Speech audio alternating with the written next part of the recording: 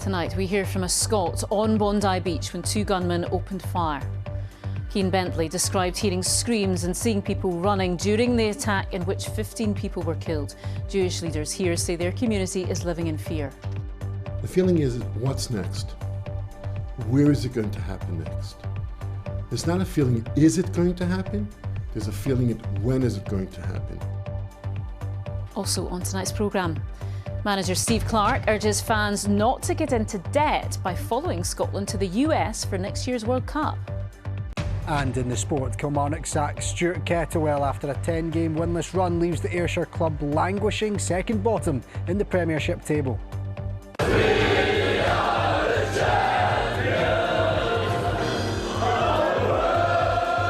And still celebrating, we're in Paisley to catch up with fans following St Mirren's spectacular win over Celtic. Hello, I'm Laura Miller. This is Reporting Scotland.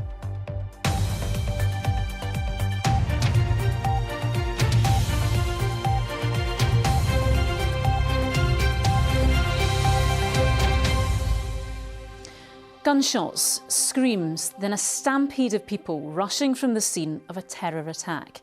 That's what a musician from Stirling witnessed as he worked a shift at an open-air cinema on Sydney's Bondi Beach. 22-year-old Keane Bentley said everything became slow motion as two gunmen carried out the attack yesterday, which killed 15 people during an event to celebrate Hanukkah. The incident has caused widespread shock among Jewish communities across the world, and Jewish leaders here have said there is increased fear and tension. Stephen Gordon reports. At a synagogue in Glasgow, a candle is lit for the Festival of Light. But a dark shadow hangs over this year's Hanukkah celebrations after a deadly shooting in Australia. At least 15 people were killed, including a 10-year-old girl, by two gunmen who targeted a Jewish festival being held at Bondi Beach.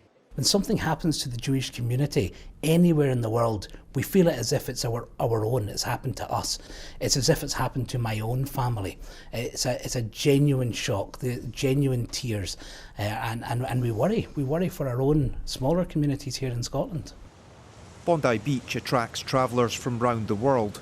Keane Bentley travelled there from Stirling and was working nearby in an outdoor cinema when the attack began. I just heard 2 or 3 bangs go off, and yeah, instinctively I thought it was fireworks, but I just hit record on my phone.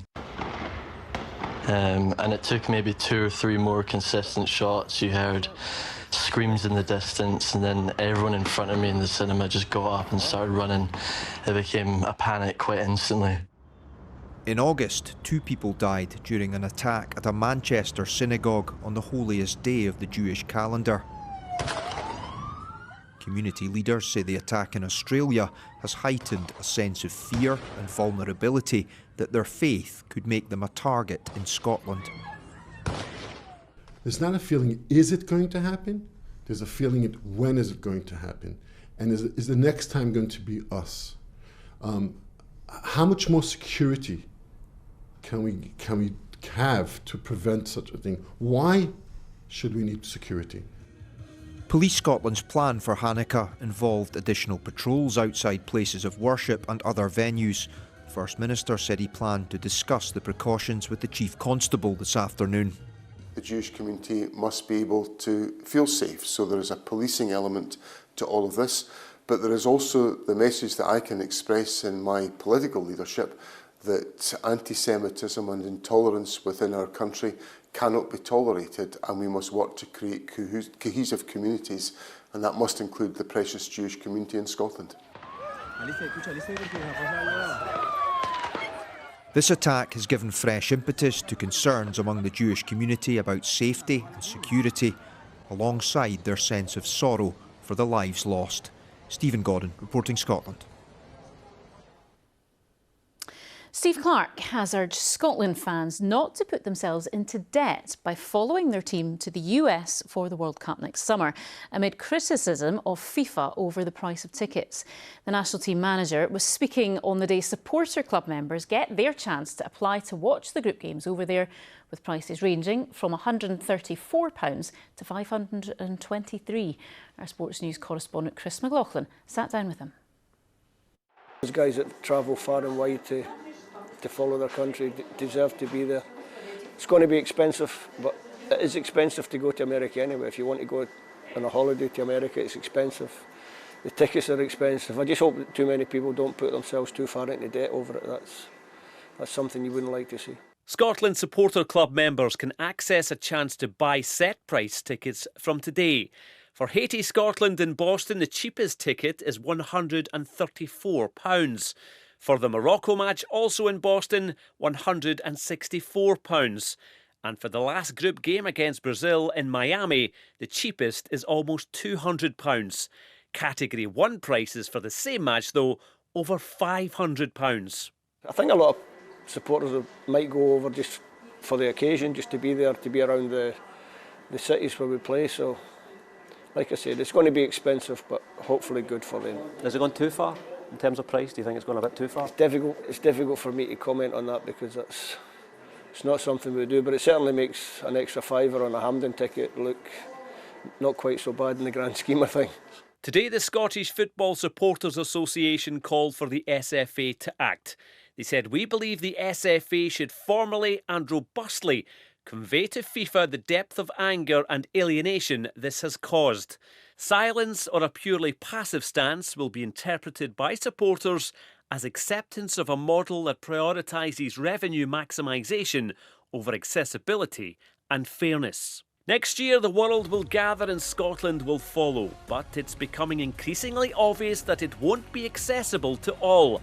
The message from the man who made it happen: go, but only if you can afford it. Chris McLaughlin, reporting Scotland. To some of the day's other stories now. And proposals to cut the speed limit from 60 to 50 miles per hour on single carriageway roads will not be taken forward, the Scottish Government has said. Respondents to a consultation raised concerns over the impact on journey times, particularly for those in rural areas. Further consideration will now be given to increasing the limit for HGVs to help reduce driver frustration. Biffy Clyro bass player James Johnson has announced he won't be performing on the band's UK and European tour because of mental health and addiction issues. The 45-year-old wrote on the Kilmarnock band's social media pages saying he had concealed his issues for a long time but recently started to receive professional help. He assured fans there is light at the end of the tunnel. Now, in October, there was shock in the gaming world when 31 staff at the Grand Theft automaker Rockstar North were sacked with immediate effect and walked out the door. The majority were based at the gaming giant's Edinburgh headquarters. The company said it was over gross misconduct, but the former employees claimed they were dismissed because they were trying to unionise. Rockstar North has denied the claims. Hope Webb has the story. For the last few weeks, demonstrations have been taking place outside Rockstar North's Edinburgh office. Amongst the crowds have been former employees, 31 of who were dismissed in one day from the company's UK bases. The workers say they were penalised for attempting to unionise on a messaging platform, which, if true, is a breach of employment law. Jordan, Jamie and Sarah are amongst those now out of work. Between them, they have over 25 years of experience at the company. Our interpretation is we were discussing material working conditions in a private forum. It's a digital forum, but it's essentially the same conversations that people who've been doing trade union organising have been doing for years. It feels sort of like a distortion of the truth, really. There were no previous disciplinaries, no discussions, nothing that I was aware of happening prior to terminating everyone. They're part of a group now hoping to take the firm to an employment tribunal. They're currently waiting to hear if they'll be granted immediate relief from the courts, which could result in job reinstatement or a continuation of their pay. I don't think I've ever seen anything on this scale. They're now being represented by the IWGB Game Workers Union. This is probably the most unprecedented, ruthless attack on workers that we've seen in the gamers industry in this country ever. I think it's taken everyone, not just at the union, but in the games industry by surprise. In a statement, Rockstar North denies the dismissals were unfair. It told the BBC the staff had distributed and discussed confidential information, including specific game features from upcoming and unannounced titles, in a public forum. The firm says that it's in breach of company policy and staff's legal obligations. The issue was raised in Prime Minister's questions last week, and Sir Keir Starmer vowed to look into it. Every worker has the right to join a trade union, and we're determined to strengthen workers' rights and ensure they don't face unfair consequences for being part of a union. Ministers will look into the particular case that he raises and keep him updated. It could take a year before their case is heard at an employment tribunal, and in the meantime, the workers are hoping their voices, along with political pressure, can help secure their future. Hope Webb, reporting Scotland. It is a historic former railway bridge built in 1886 over the River Spey. But on Saturday, the viaduct, much loved by walkers and cyclists, collapsed into the water as one of the stone piers tipped sideways. Engineers have been on site all day as police cordoned off the area. Locals are now questioning how well the structure has been maintained, as Chris McLennan has been finding out. Ruined. Steel girders from this former railway bridge now submerged in the water below. Oh, devastated. I mean, we couldn't believe it. Angry. Makes me feel angry. It's so sad. It's so sad. It's cut off a really important part of this community. This viaduct has provided safe passage over the River Spey for decades, but following its sudden collapse at the weekend, many are wondering how long it will be before it's accessible again. I've had a few heart attacks, and this is my exercise for, and so I'm very disappointed that I'll have to look somewhere else because I can't see them fix this in any rush. I'd like to see it put back to the way it was, if it was possible. I don't think it'll be rebuilt, to be quite honest.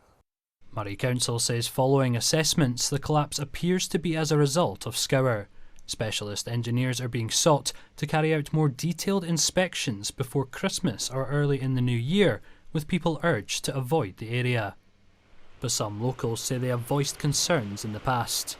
It's very frustrating. It's something that we've been telling the council for years, that unless we put in a proper maintenance project for the bridge, then the danger is we'll lose the bridge, it'll become too expensive to fix. It possibly could have been saved, who knows, but we won't know that. That's hindsight now, I suppose. One local councillor fears the repair bill could prove costly. In the current financial climate, it's going to be nigh on impossible. We see road bridges closed in Murray that we can't fix, that have masses of daily traffic that we can't repair. So it's where do we find the funding resource to do this, whilst at the same time providing social care, healthcare, education, the list goes on. So it's going to be a difficult one for everyone involved. With repairs likely to take some time, how long this bridge is out of action remains to be seen. Chris McLennan, reporting Scotland, Garmouth. Tonight's main news again. A Scottish man has described hearing screams and seeing people running during an attack at a Hanukkah event on Bondi Beach in which 15 people were killed. And still to come in the sport, we hear from the Glasgow Warriors camp after their seismic victory over Toulouse in the Champions Cup.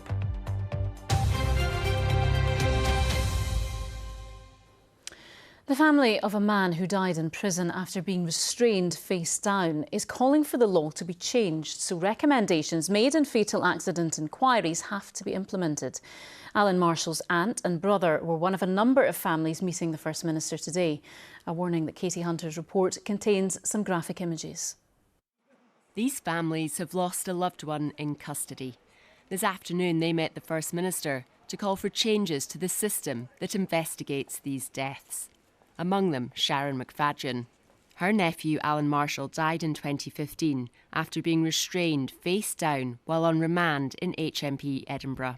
The Scottish Prison Service has admitted his death was unlawful and apologised. Alan's family want the law to change so the authorities have to implement recommendations made in fatal accident inquiries following someone's death. Speaking after today's meeting, Alan's aunt felt progress had been made. It was really positive, really. They listened to us and they're willing to involve us in getting our input. The families that have lost people and what we think would make changes for the future and stop the deaths in custody. These families also want an independent body for all deaths in custody, increased funding for legal support and better healthcare for prisoners. One expert supporting their campaign says there should be more focus on keeping people alive. How much preventable death is there in the prison system? And a number of families shared stories that looked like what they experienced was a highly preventable death because if someone had done their jobs, if somebody had looked at what a person's needs were, if someone had responded to a family's concern, they might not even have to go through this FAA process. They were looking for change at that direction as well. The First Minister said he listened carefully to the families and indicated they would be more closely involved in steps taken by the Scottish Government. These families hope to be back here for another meeting in March to see what progress has been made. Katie Hunter reporting Scotland, Edinburgh. Now, there might have been a few sore heads in Paisley this morning because yesterday St Mirren stunned Celtic to win the League Cup for only the second time in the club's 148-year history. Fans took to the streets to celebrate, and James Chain caught up with some of them to see what the achievement means to the local community. And a warning, his report contains flashing images. They all knew what was about to happen. This pub in Paisley reran the League Cup final this afternoon. 24 hours later, victory tasted just as sweet. We don't win cups very often, but when we do, it's special, and it's absolutely brilliant. We're die-hard St Mirren fans, home and away every week, so being there with my son by my side, my dad, my brother, my sister-in-law, my cousins, family, it just means everything to us. It's these times don't come along very often for us, so as you can see, we like to make the most of it when we get that opportunity. So I think it is the greatest day in our history, and I think Robbo, by winning the cup, is now the greatest St Mirren manager ever. He needed a bit of silverware, and now he's got it. And I think we can build a statue now. It was a comprehensive win over Celtic at Hampden. Marcus Fraser finding the back of the net just 90 seconds in. Rio Hatate equalised to give Celtic some hope, but a double from Jonah Ayunga in the second half sealed the victory. In the cold light of day, it seemed almost too good to be true for St Mirren's die-hard supporters. Paisley is a place with lots of history already behind it, but there's a feeling here today that this victory has added yet another page, not just for the fans and the players, but for the town itself. Are you ready? That much was clear last night when the trophy arrived here from Hampden. Manager Stephen Robinson telling the players to savour the celebrations. They don't come around often, and that's what we said to the players. I said that in my press earlier. Grab this moment. This is your moment. This is your moment in time. From now on, their photographs will be plastered everywhere.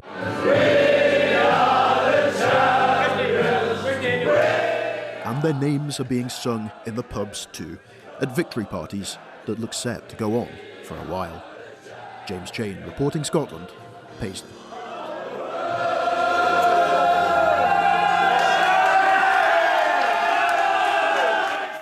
Yeah, well done to them. Brilliant scenes there in Paisley. It is absolutely brilliant. Clearly, if you're a Celtic fan, though, you won't be so happy this morning. Yeah, exactly. You won't be, and Kilmarnock fans won't be happy either. So the highs and lows of football. Indeed. We start with the sport a roller coaster as always. Exactly. Thanks very much. Hello there. Yes, well, Kilmarnock are looking for a new manager this evening.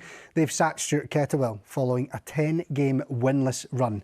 Well, the Ayrshire side lost 2-1 away to Aberdeen yesterday, and are second bottom of the Premiership, 3 points ahead of bottom club Livingston. Kelly's last victory came at the start of October. Kettlewell had only been in charge since May when he was appointed as a replacement for Derek McInnes. Chris Doolan has been put in temporary charge at Rugby Park. And these are the stats that led the Kilmarnock board to sack Kettlewell. He took over in the summer and didn't lose any of his first 9 games, but a run of 6 straight defeats in October and November saw the pressure mount. In total, 9 defeats there in 23 games in all competitions, with 6 victories and 8 draws. But just 2 of those wins came in the league, which leaves the club in a precarious position. And one former player believes it's a daunting task for whoever takes over. It's a hugely difficult job, and I think when you look at them fixtures, you've got Falkirk at home. Yes, it's a difficult fixture, but one you can win. And then you're talking about St Mirren away, and then Dundee. So they're ones that you expect Kilmarnock to go and pick up points. It's going to be difficult. I don't know if that'll accelerate the search for the manager, that these games will be ones that they're looking to try and take points out of. But as I say, I think the board have just got to take their time. They've got to get this decision right, because it is a huge decision. It's one that makes or breaks them this season. Well, there's a big Premiership match tonight at Ibrox as Rangers host Hibernian, and our reporter Kennedy Nidsan is there to look ahead to the action. It's 4th against 5th here at Ibrox this evening in a game of potential significance for both. Home boss Danny Röhl was angered by the result and the performance in the Europa League at Ferencváros last week and is looking for improvement and consistency. Rangers, remember, 12 points behind league leaders Hearts, where games in hand may not mean a great deal if they don't win this evening. As for Hibs, well, they could go 3rd above Rangers, level on points with Motherwell if they get all 3 points this evening. And with some key players about to depart for the African Cup of Nations, this could be a good time to bank some of those crucial points. The game's live on Sportsound this evening, with coverage from 7 o'clock. Kennedy Nidsan, reporting Scotland, Ibrox. Now back to our interview with Scotland coach Steve Clarke, who's revealed the door is open for uncapped players to force their way into his squad for next summer's World Cup. Clarke is well known for his loyalty to those who have served him well and says that will largely remain the case, but has urged younger players to impress him over the next 6 months. He's also been talking about potential opponents for 2 friendlies in March and 2 in June. I'd like to play one for all the different federations across the world. That would be the ideal scenario, but sometimes you don't get that ideal scenario. But we've played enough European teams, so I'd like to look, obviously, an African team, an Asian team, a team for CONCACAF. Obviously, I'm very loyal to the players that I've got as I don't think that's not a big secret anymore. People know, they know how I work, they understand. But those players that I'm loyal to also have to play well. They have to get their minutes on the pitch that make them an easy pick for me. But there's always space for someone else. Moving to rugby, and after one of the greatest nights in Glasgow Warriors history, their assistant coach Roddy Grant believes the Scotstoun side can beat anyone as they strive for success in both the URC and in Europe. In rather appalling weather conditions, it was all going wrong for Glasgow when they trailed the 6-time European champions, French giants Toulouse, by 21 points to 0. But a brilliant comeback in the second half saw the Warriors score 4 tries without reply to post a 28-21 victory to make it 2 wins out of 2 in the Champions Cup. I don't think it's a bullish thing to say that. It's like anything, it's harder doing it consistently, or that's what every team, every coach, every player, every collective wants to do, is continually, week in, week out, do it. That's how you win things, that's how you win URCs or Europe. You have to do it you can't really have an off night. So I think the belief's always been there. Like anything, actually doing it's harder than it is saying it. Finally, to a bizarre incident at the World Darts Championship, where Scotland's Cameron Menzies here took his anger out on a drinks table and left his hand in quite a mess after a disappointing first-round defeat. Menzies lost out to 20-year-old Englishman Charlie Manby, and the furniture on the stage took the brunt of his anger. A sore loss in more ways than one for the Ayrshireman, who later apologised for his outburst. No such problems for Peter Wright though. The 2-time champion impressed the Alexandra Palace crowd with a quick win that sets him up for a clash with German Arno Merck. However, it was certainly a day to forget for Cameron Menzies. Yes, it's not always fun and games at the darts hall. It can get quite serious. I imagine he might be regretting that that'll reaction be sore now. tomorrow indeed, if not now. No, OK, thank you, Lewis. Cheers, Laura. Now, we're getting into peak festive TV season, aren't we? And tonight is the final of Scotland's Christmas Home of the Year. The judges will look at this year's 5 finalists, and Judge Anna Campbell-Jones came in to tell the news at 7 over on the BBC Scotland channel what you can expect. Well, as usual, the full range of Christmas delights, everything from disco queens to something really, really traditional. Well, now to tell us what we can expect with the weather, it's Christopher. What can we expect then? Not an awful lot going on. Best of the sunshine this week, probably tomorrow, and then turning wet and windy, but not white, I'm afraid. Thank you very much indeed. There is still time. Very good evening to you. We've had a few showers around today. Most of those were across the Highlands and Islands. Elsewhere dry, but some high cloud and was a little bit grey at times. But let me show you the week ahead, because we do have an area of low pressure moving in midweek, and that'll bring some heavy rain, some strong winds, but temperatures turning a good bit milder. Before then, let's take a look at the here and now, and we've got some clear skies across many parts of the country overnight tonight. Showers still with us across the Highlands and Islands, but where it's clear, it's cold, down close to freezing, if not sub-zero in the countryside, and some mist and fog patches around as well. And at this time of the year, those mist and fog patches will take a while to lift, certainly across parts of the southwest through towards Dumfriesshire and central Scotland as well. But many areas will see some decent amounts of sunshine through the day tomorrow. Those showers still with us across the Highlands and Islands on a southwesterly breeze. So mid-afternoon, dry and bright for many, temperatures around 6 to 9 Celsius.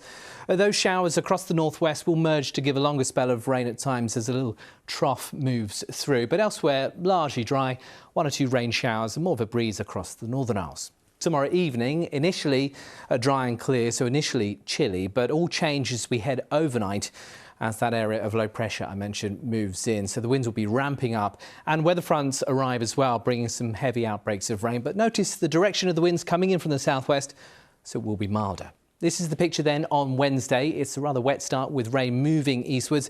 Gale force gusts around the west coast. That could cause some issues on the ferries. And into the afternoon, the rain clearing, but leaving a legacy of showers. Temperatures 10 to 12 Celsius, so double digits. But it remains unsettled as we head through towards Thursday, with that low pressure still with us towards the northwest, and this weather front bringing some outbreaks of rain as well. So once again, a fairly unsettled picture for Thursday, with cloud and outbreaks of rain at times. Temperatures a little bit lower compared with Wednesday, 7 to 10 Celsius come mid-afternoon. That's the forecast for now. Thank you, Christopher. Now, so that's my news again. And a Scottish man has described hearing screams and seeing people running during a shooting at a Hanukkah event on Bondi Beach, in which 15 people were killed. Steve Clarke has urged Scotland fans not to put themselves into debt by following their team to the US for next summer's World Cup, amid growing criticism of FIFA over the price of tickets. And former staff at the games developer behind Grand Theft Auto, who were sacked in October, say it was because they tried to unionise. Rockstar North has denied the claims. And that is Reporting Scotland. I will have your late news at 10:30 tonight. Join me then if you can. In the meantime, from everyone on the team, enjoy your evening. Good night.